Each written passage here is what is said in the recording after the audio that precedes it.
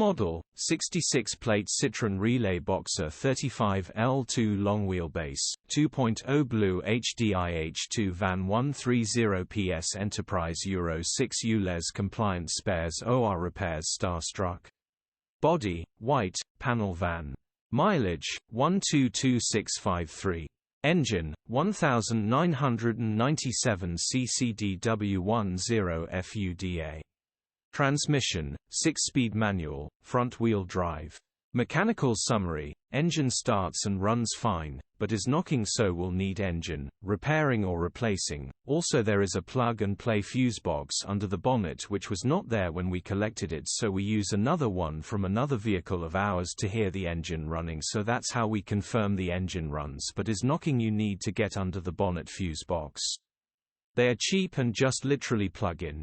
Grin. Condition summary: bodywork is in decent, average condition. Interior is in decent, average condition. Rear load area is in decent, average condition, genuine honest work van.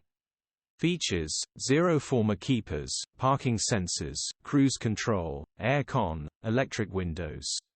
EU status, Euro 6. HP